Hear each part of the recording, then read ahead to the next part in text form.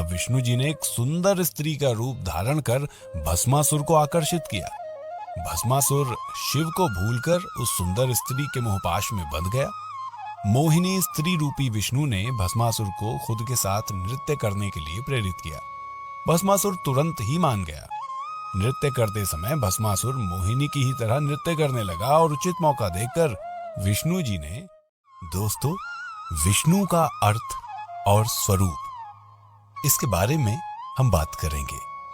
हिंदू धर्म के अनुसार विष्णु परमेश्वर के 3 मुख्य रूपों में से एक रूप है। भगवान विष्णु सृष्टि के पालनहार हैं। संपूर्ण विश्व श्री विष्णु की शक्ति से ही संचालित है। वे निर्गुण, निराकार तथा सद्गुण साकार सभी रूपों में व्याप्त हैं। ईश्वर के ताप के बाद जब जल की उत्पत्ति हुई तो सर्वप्रथम भगवान विष्णु का सगुण रूप प्रकट हुआ। विष्णु की सहचारिणी लक्ष्मी है। मान्यता है कि विष्णु की नाभि से ही ब्रह्मा की उत्पत्ति हुई है। विष्णु के 2 अर्थ हैं। पहला विश्व का अणु और दूसरा जो विश्व के कण कण में व्याप्त है। तभी तो भगवान विष्णु सृष्टि के पालनहार हैं। वैसे तो भगवान विष्णु के 24 अवतार हैं, लेकिन मुख्य रूप से 10 अवतार को मान्यता है। विष्णु ने मधु केटभ का वध किया था। सागर मंथन के दौरान उन्होंने ही मोहिनी का रूप धरा था। विष्णु द्वारा असुरेंद्र जालंधर की स्त्री वृंदा का सतीत्व अपहरण किया गया था। क्षीर सागर में शेषनाग पर विराजमान भगवान विष्णु अपने नीचे वाले बाएं हाथ में पद्म यानी कमल, अपने नीचे वाले दाहिने हाथ में कौमोदकी नाम की गदा, ऊपर वाले बाएं हाथ में पंचजन्य नामक शंख और अपने ऊपर वाले दाहिने हाथ में सुदर्शन चक्र धारण किए रहते हैं। उनका संपूर्ण स्वरूप ज्ञानात्मक है। पुराणों में उनके द्वारा धारण किए जाने वाले आभूषणों तथा आयुधों को भी प्रतीकात्मक माना गया है।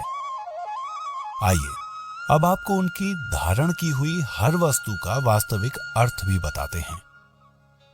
विष्णु जी की प्रिय कौस्तुभ मणि जगत के निर्लेप, निर्गुण तथा निर्मम क्षेत्र स्वरूप का प्रतीक है। उनका श्रीवत्स प्रधान या मूल प्रकृति का प्रतीक है। कौमोदकी नाम की गदा बुद्धि का प्रतीक है। 5 जन्य शंख पंच महाभूतों के उदय का कारण और तामस अहंकार को बताता है।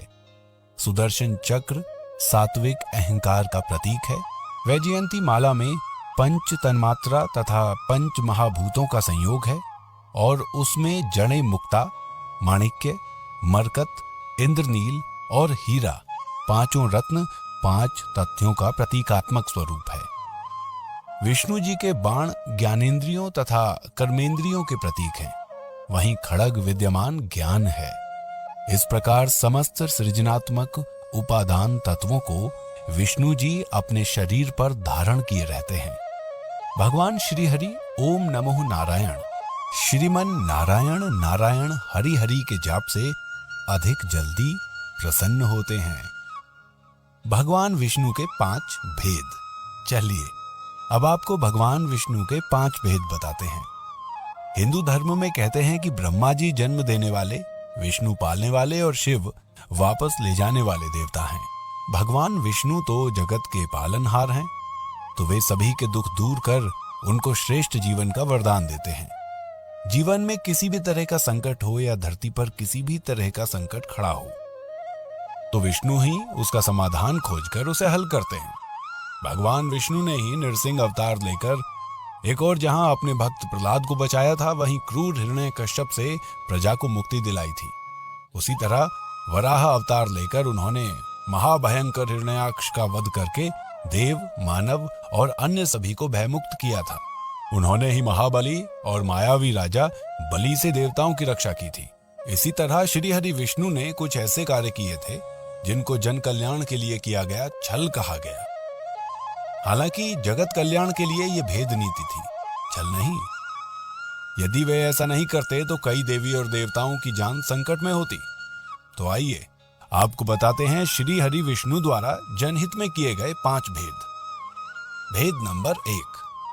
भस्मासुर का नाम सुनकर सभी को उसकी कथा याद तो आ ही गई होगी। भस्मासुर के कारण भगवान शंकर की जान संकट में आ गई थी। हालांकि भस्मासुर का नाम कुछ और था, लेकिन भस्म करने का वरदान प्राप्त करने के कारण उसका नाम भस्मासुर पड़ गया। भस्मासुर एक महापापी असुर था। उसने अपनी शक्ति बढ़ाने के लिए भगवान शंकर की घोर तपस्या की और उनसे अमर होने का वरदान मांगा। लेकिन भगवान शंकर ने कहा कि तुम कुछ और मांग लो। तब भस्मासुर ने वरदान मांगा कि मैं जिसके भी सिर पर हाथ रखूं वो भस्म हो जाए। भगवान शंकर ने कहा, तथास्तु। भस्मासुर ने इस वरदान के मिलते ही कहा, भगवान क्यों ना इस वरदान की शक्ति को परख लिया जाए। तब वो स्वयं शिव जी के सिर पर हाथ रखने के लिए दौड़ा। भस्मासुर से बचने के लिए भगवान शंकर वहां से भाग गए। उनके पीछे भस्मासुर भी भागने लगा। भागते भागते शिवजी एक पहाड़ी के पास रुके और फिर उन्होंने उस पहाड़ी में अपने त्रिशूल से एक गुफा बनाई और वे फिर उसी गुफा में छिप गए। बाद में विष्णु जी ने आकर उनकी जान बचाई। माना जाता है कि वो गुफा जम्मू से 150 किलोमीटर दूर त्रिकुटा की पहाड़ियों पर है। इन खूबसूरत पहाड़ियों को देखने से ही मन शांत हो जाता है। इस गुफा में हर दिन सैकड़ों की तादाद में शिव भक्त शिव की आराधना करते हैं। आइए आगे की कहानी भी आपको बताते हैं। शिवजी वहां से भागकर विष्णु जी की शरण में छुप गए। तब विष्णु जी ने एक सुंदर स्त्री का रूप धारण कर भस्मासुर को आकर्षित किया। भस्मासुर शिव को भूलकर उस सुंदर स्त्री के मोहपाश में बंध गया। मोहिनी स्त्री रूपी विष्णु ने भस्मासुर को खुद के साथ नृत्य करने के लिए प्रेरित किया। भस्मासुर तुरंत ही मान गया। नृत्य करते समय भस्मासुर मोहिनी की ही तरह नृत्य करने लगा और उचित मौका देखकर विष्णु जी ने अपने सिर पर हाथ रखा। शक्ति और काम के नशे में चूर भस्मासुर ने जिसकी नकल की और भस्मासुर अपने ही प्राप्त वरदान से भस्म हो गया। भेद नंबर 2। श्री मदमदेवी भागवत पुराण अनुसार जलंधर असुर शिव का अंश था, लेकिन उसे इसका पता नहीं था। जलंधर बहुत ही शक्तिशाली असुर था। इंद्र को पराजित कर जलंधर तीनों लोगों का स्वामी बन बैठा था। यमराज भी उससे डरते थे। श्रीमद मदेवी भागवत पुराण के अनुसार एक बार शिव ने अपना तेज समुद्र में फेंक दिया और इससे जलंधर उत्पन्न हुआ। माना जाता है कि जलंधर में अपार शक्ति थी और उसकी शक्ति का कारण थी उसकी पत्नी वृंदा। वृंदा के पतिव्रत धर्म के कारण सभी देवी देवता मिलकर भी जलंधर को पराजित नहीं कर पा रहे थे।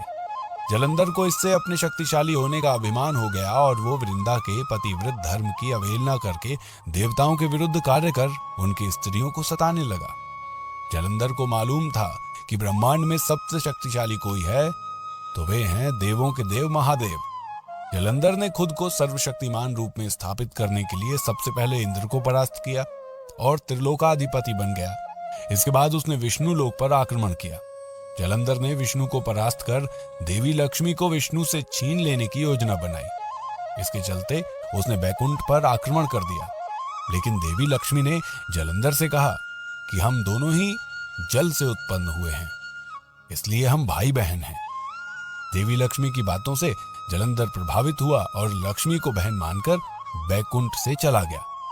इसके बाद उसने कैलाश पर आक्रमण करने की योजना बनाई और अपने सभी असुरों को इकट्ठा किया और कैलाश जाकर देवी पार्वती को पत्नी बनाने के लिए प्रयास करने लगा। इससे देवी पार्वती क्रोधित हो गईं और तब महादेव को जलंधर से युद्ध करना पड़ा। लेकिन वृंदा के सतीत्व के कारण भगवान शिव का हर प्रहार जलंधर निष्फल कर देता था। अंत में देवताओं ने मिलकर योजना बनाई और भगवान विष्णु जलंधर का वेश धारण करके वृंदा के पास पहुंच गए। वृंदा भगवान विष्णु को अपना पति जलंधर समझकर उसके साथ पत्नी के समान व्यवहार करने लगी। इससे वृंदा का पतिव्रत धर्म टूट गया और शिव ने जलंधर का वध कर दिया। विष्णु द्वारा सतीत्व भंग किए जाने पर वृंदा ने आत्मदाह कर दिया। तब उसकी राख के ऊपर तुलसी का एक पौधा जन्मा। तुलसी देवी वृंदा का ही स्वरूप है, जिसे भगवान विष्णु लक्ष्मी से भी अधिक प्रिय मानते हैं। भारत के पंजाब प्रांत में वर्तमान जालंधर नगर जलंधर के नाम पर ही है। जालंधर में आज भी असुरराज जलंधर की पत्नी देवी वृंदा का मंदिर मोहल्ला कोट किशन चंद में स्थित है। मान्यता है कि यहाँ एक प्राचीन गुफा थी जो सीधी हरिद्वार तक जाती थी।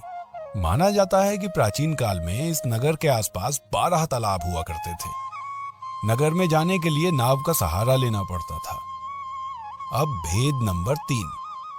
जब इंद्र दैत्यों के राजा बलि से युद्ध में हार गए तब हताश और निराश हुए देवता ब्रह्मा जी को साथ लेकर श्री हरि विष्णु के आश्रय में गए और उनसे अपना स्वर्ग लोक वापस पाने के लिए प्रार्थना करने लगे। श्री हरि विष्णु ने कहा कि आप सभी देवतागण दैत्यों से सुलह कर लें और उनका सहयोग पाकर मंदरांचल को मथानी तथा वासुकी नाग को रस्सी बनाकर क्षीर सागर का मंथन करें। समुद्र मंथन से जो अमृत प्राप्त होगा उसे पिलाकर मैं आप सभी देवताओं को अजर अमर कर दूंगा। तत्पश्चात ही देवता दैत्यों का विनाश करके पुनः स्वर्ग का आधिपत्य पा सकेंगे। देवताओं के राजा इंद्र दैत्यों के राजा बलि के पास गए और उनके समक्ष समुद्र मंथन का प्रस्ताव रखा और अमृत की बात बताई। अमृत के लालच में आकर दैत्य ने देवताओं का साथ देने का वचन दिया। देवताओं और दैत्यों ने अपनी पूरी शक्ति लगाकर मंदराचल पर्वत को उठाकर समुद्र तट पर लेकर जाने की चेष्टा की, पर नहीं उठा पाए। तब श्री हरि ने उसे उठाकर समुद्र में रख दिया। मंदरांचल को मथानी एवं वासुकी नाग की रस्सी बनाकर समुद्र मंथन का शुभ कार्य आरंभ हुआ। श्री विष्णु की नजर मथानी पर पड़ी, जो कि अंदर की ओर धसती चली जा रही थी। ये देखकर उन्होंने स्वयं कच्छप बनकर अपनी पीठ पर मंदरांचल पर्वत को रख लिया। उसके बाद ही समुद्र मंथन से लक्ष्मी, कौस्तुभ, पारिजात, सुरा, धन्वंतरी, चंद्रमा, पुष्पक, ऐरावत, पंचजन्य, शंख, रंभा, कामधेनु, उच्च श्रवा और अंत में अमृत कुंभ निकलने से लेकर धन्वंतरी जी आए।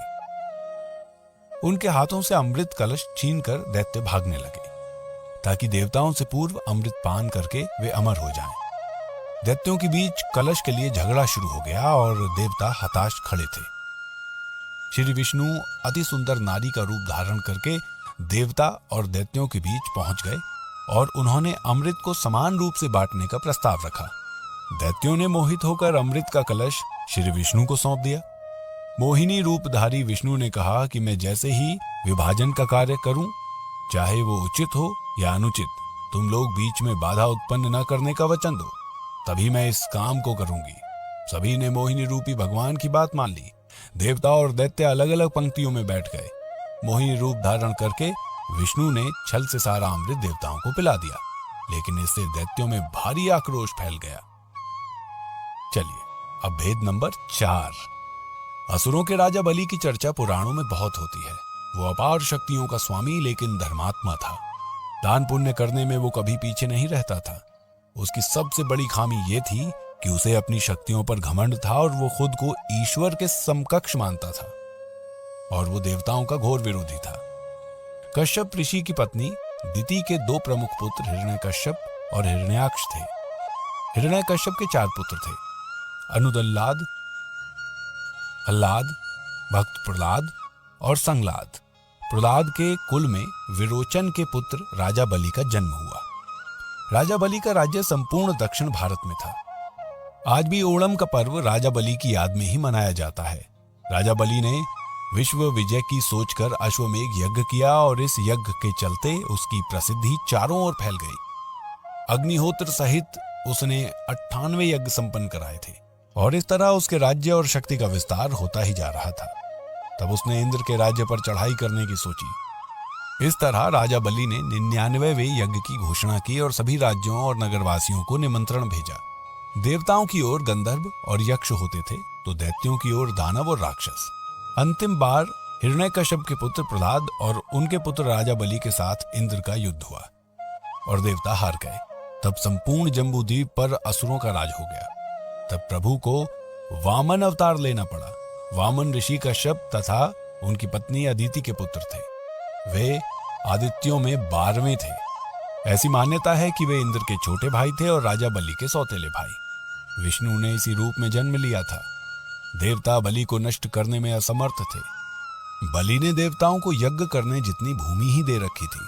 तब सभी देवता विष्णु की शरण में गए। विष्णु ने कहा कि वो भी यानी बलि भी उनका भक्त है, फिर भी वे कोई युक्ति सोचेंगे। तब विष्णु ने अदिति के यहाँ जन्म लिया और एक दिन जब बलि यज्ञ की योजना बना रहा था, तब वे ब्राह्मण वेश में वहां दान लेने पहुंच गए। उन्हें देखते ही शुक्राचार्य उन्हें पहचान गए। शुक्र ने उन्हें देखते ही बलि से कहा कि वे विष्णु हैं। मुझसे पूछे बिना कोई भी वस्तु उन्हें दान मत करना। लेकिन बलि ने शुक्राचार्य की बात नहीं सुनी और वामन के दान मांगने पर उनको 3 पग भूमि दान में दे दी। जब जल छोड़कर सब दान कर दिया गया, तब ब्राह्मण वेश में वामन भगवान ने अपना विराट रूप दिखा दिया। भगवान ने एक पग में भूमंडल नाप लिया, दूसरे में स्वर्ग और तीसरे के लिए बलि से पूछा कि तीसरा पग कहां रखूं। पूछने पर बलि ने मुस्कुराकर कहा, इसमें तो कमी आपके ही संसार बनाने की हुई। मैं क्या करूं भगवान, अब तो मेरा सिर ही बचा है। इस प्रकार विष्णु ने उसके सिर पर तीसरा पैर रख दिया। उसकी भक्ति से प्रसन्न होकर विष्णु ने उसे पाताल में रसातल का कलयुग के अंत तक राजा बने रहने का वरदान दे दिया। तब बलि ने विष्णु से एक और वरदान मांगा। राजा बलि ने कहा कि भगवान, यदि आप मुझे पाताल लोक का राजा बना ही रहे हैं तो मुझे वरदान दीजिए कि मेरा साम्राज्य शत्रुओं के प्रपंचों से बचा रहे और आप मेरे साथ रहें। अपने भक्त के अनुरोध पर भगवान विष्णु ने राजा बलि के निवास में रहने का संकल्प लिया।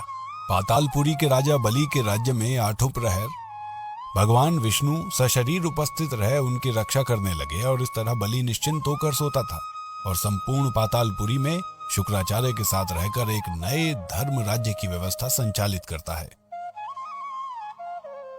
भेद नंबर 5।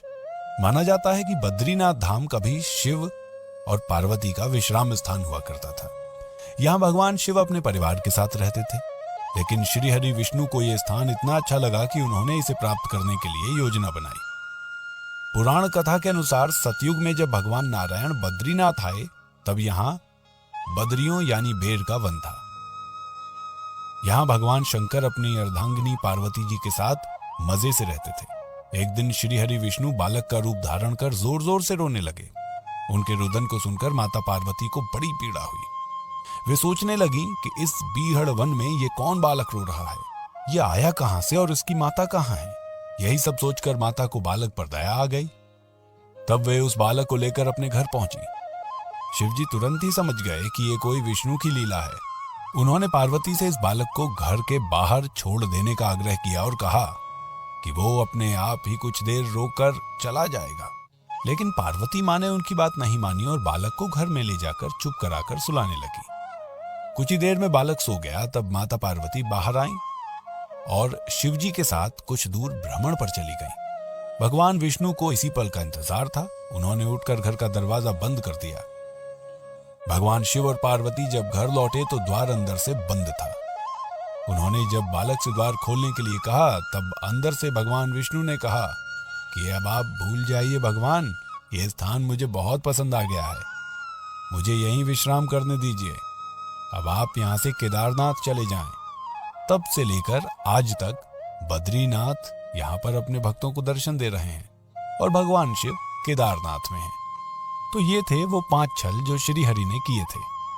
पर चाहे छल किए तो सभी भलाई के लिए ही थे।